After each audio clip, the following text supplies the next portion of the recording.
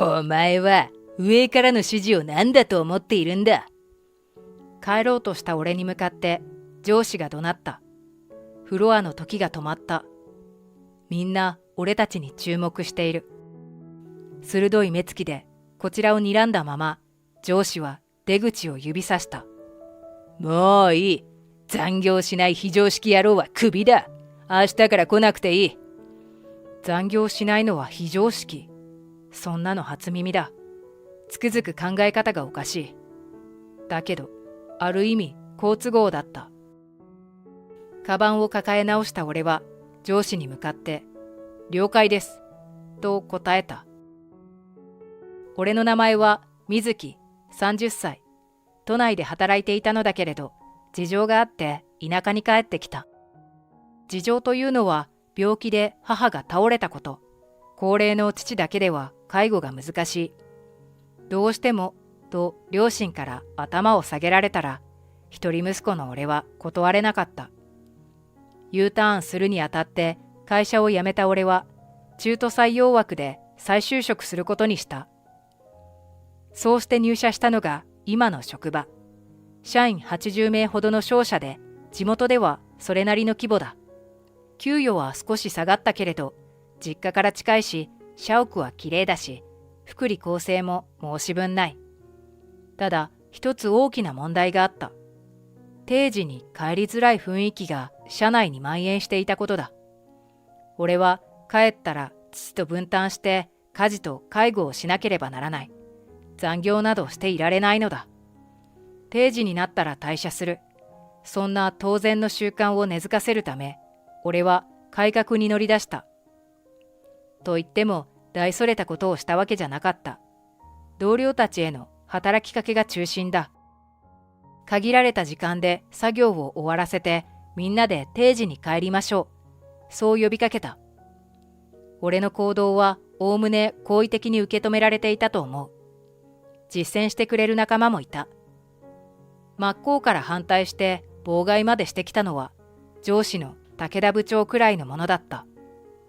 武田部長は独身で接待ゴルフが大好きという51歳。はっきり言って部下たちからの評判がものすごく悪い人だった。人の容姿や性格をバカにしがちだったし、目下をいじって笑いを取っていた。お前ってやつはまったくチビでデブでバカでいいところがどこにもないな。上司が部下に向かってそんな中学生のような暴言を浴びせるなんて。初めてそんなシーンに出くわした時、俺はあまりの幼稚さに愕然とした。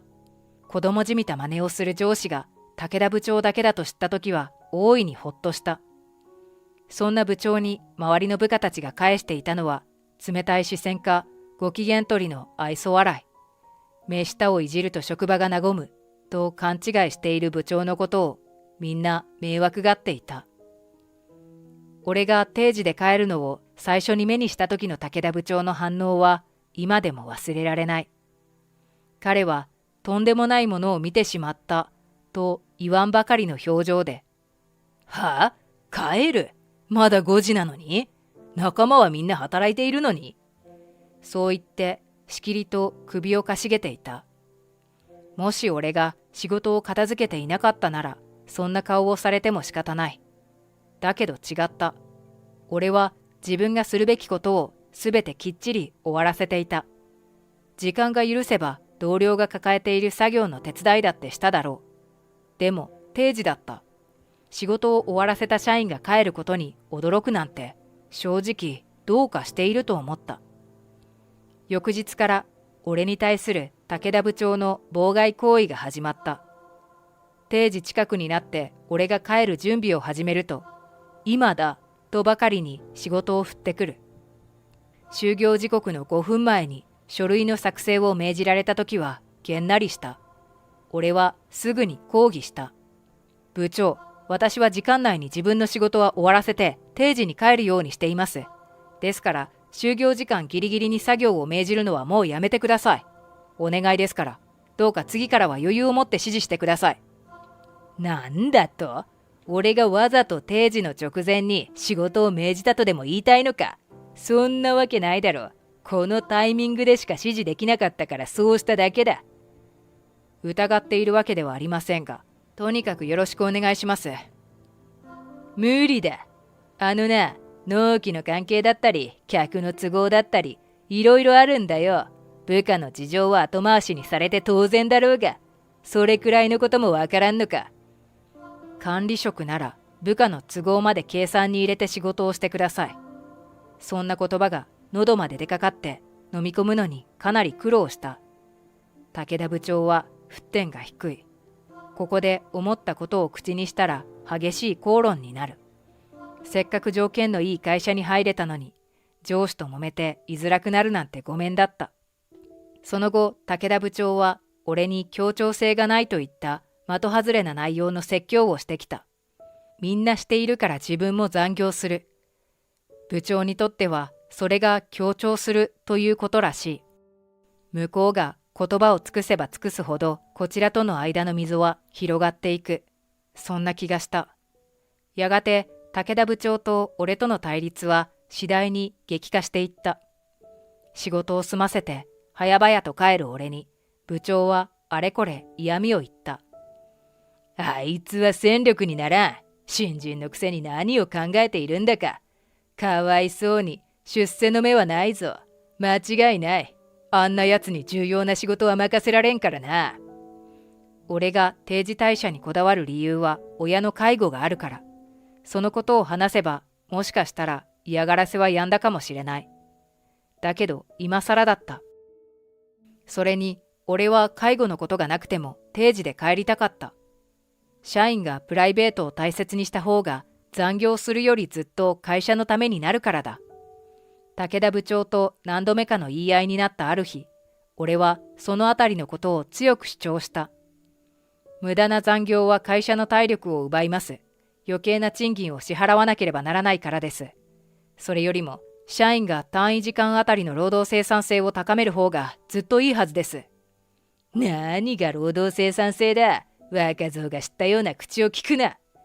必要な業務を時間内に終わらせて帰る社員と、いつまでもダラダラ居残る社員、どちらが本当に会社のためになるか、どうか真剣に考えてみてください。新人のくせに生意気を言うな。郷に言っては郷に従えという言葉を知らんのか。この会社にはこの会社のやり方がある。昔から続いてきたやり方に従え。何をどう訴えてもダメだった。武田部長と俺の考え方は平行線のまま。部長は俺が進める定時退社運動を真っ向から否定。残業ありきの仕事のやり方に固着して譲ろうとしない。同僚たちから密かに応援してもらえることだけが俺の救いだった。なんだかんだで1年が過ぎて俺にも後輩ができた。名前は日村。色白で線の細い見るからにおとなしそうな24歳の青年だ。俺は日村にも自分と同じように定時に帰るように促した。ところがだった。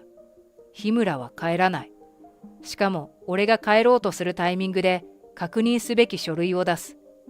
定時の直前に同僚のダブルチェックが必要な業務を始めたりもする。俺は困惑した。なあ日村、今その作業を始めたら定時では帰れなくなるぞ。わかるだろ？はい、わかります。申し訳ありません。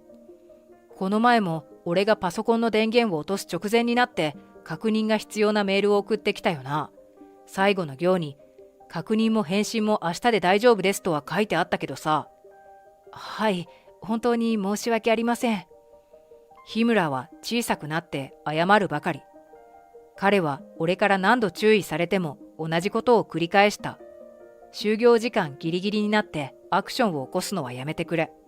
そう真剣にお願いするのにどうしても従ってくれない。そして指摘すると平謝り。後輩を放ってはおけないから、俺は以前に比べて定時で帰る機会が減ってしまった。日村の理解力の問題ではなかった。その証拠に彼は他の指示はすべて完璧にこなす。もしかして武田部長が裏で糸を引いているのでは？そう勘ぐらずにはいられなかった。俺が入社して3年目、物価の高騰が会社の経営を圧迫し始めた。経営陣は早期退職者を募り、あるいは直に肩を叩いて社員を削減した。そうなると当然ながら俺たち残された社員一人当たりの仕事量は増加する。結果、部署全体が残業しがちになった。俺は定時で帰るために一層業務に励んだ。もちろん自分だけが定時退社できればいいと思っていたわけじゃない。俺は社員みんなが当然のように定時に帰る文化を会社に根付かせたかった。幸いなことに、俺は同僚たちよりも生産性が高い、そういう仕事の進め方をしている。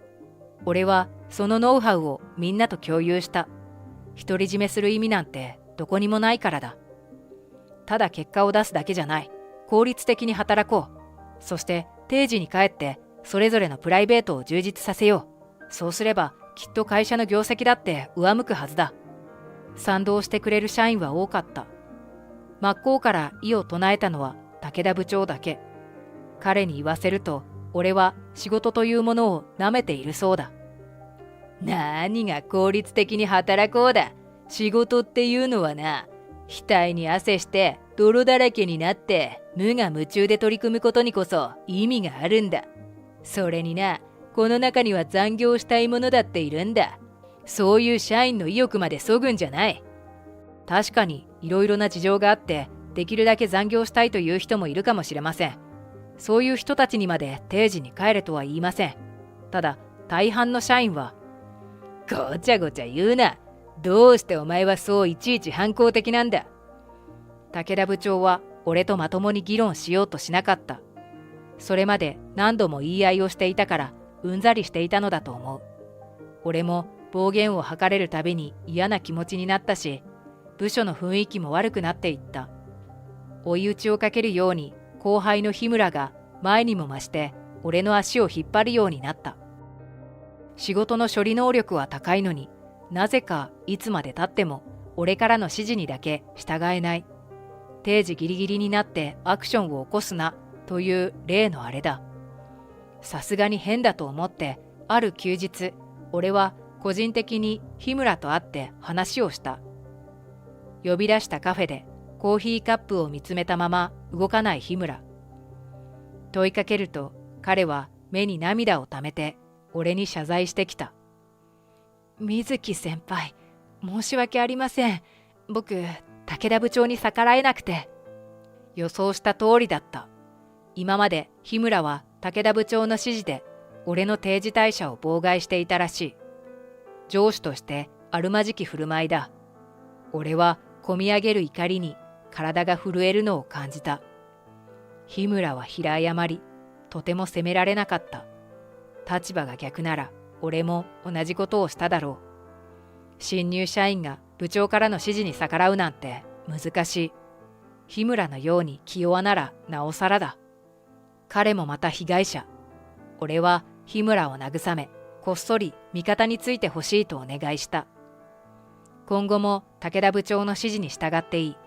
ただし、ここぞという時は俺についてくれ、と。日村は涙を拭いてうなずき、二重スパイとも呼ぶべきポジションを受け入れてくれた。そんな彼が決定的な場面で俺を助けてくれたのは、それから数ヶ月後のことだった。日村と話した後も、ほぼ毎日、俺は武田部長から定時退社を妨害された。就業時間ギリギリの指示は当たり前。要確認、要返信のメールも必ず就業直前に来る。パソコンをシャットダウンした後でメールしておいたぞと言われることもあった。当然、もう一度パソコンを立ち上げ直して確認しないわけにはいかない。最悪だった。なんだその顔は。言いたいことがあるなら言ったらどうだ。これから幹部会議もあるぞ。お前も出て発言するといい。始まるのは就業時間を過ぎてからだけどな。俺が反抗しなくなると、武田部長はどんどん調子に乗った。部下たちにプレッシャーをかけて定時で帰りづらい雰囲気を醸し続けた。小言も恫喝も嫌味も陰口も、すべては定時退社することに罪悪感を抱かせるため。限られた時間で成果を出そうとするな。むしろ時間をかけて丁寧な仕事をしろ。客はその方が喜ぶし、会社のためにもなるし、ひいてはお前らのためにもなるんだ。武田部長は朝礼のたびにそんなニュアンスの話をした。俺が推進する効率を重視した仕事の仕方に対するアンチテーゼだ。聞いていられなかった。1時間で終わる仕事を2時間に引き延ばすべきじゃない。こんな考え方の人が部長を務めているなんてどうかしているとしか思えなかった。そんなある日のこと、俺が定時に帰ろうとすると、またも武田部長が呼び止めてきた。新規取引先に関するデータを書類にまとめて本日中に提出しろという。難しい指示ではないけれど、俺は困ってしまった。情報の正確性を求めるなら、データの内容について取引先に確認を取る必要がある。急げよ。明日の午後からの会議で使うんだからな。では、書類は明日の午前中に提出させてください。大したことではないのですが、取引先の担当の方に確認を取らなければいけない情報がありますので。はあ？そんなもん、これから電話で確認すればいいだろうが。ですが、先方もうちも定時を過ぎています。就業後にこちらから連絡を取ったら、担当の方に不快感を抱かせてしまうかもしれません。確認は明日取らせてください。ふざけるな。その程度のことで。お前は上からの指示を何だと思っているんだ。自分が残業したくないだけのくせに取引先のせいにするんじゃない。武田部長の怒鳴り声がフロア中に響き渡った。時が止まったようだった。みんな俺たちに注目している。鋭い目つきでこちらを睨んだまま、武田部長は出口を指さした。もういい。残業しない非常識野郎はクビだ。明日から来なくていい。了解です。口をついてそんな返事が出た。もう嫌だ。この人の下で働くのはごめんだ。けれど辞めるならその前にするべきことがある。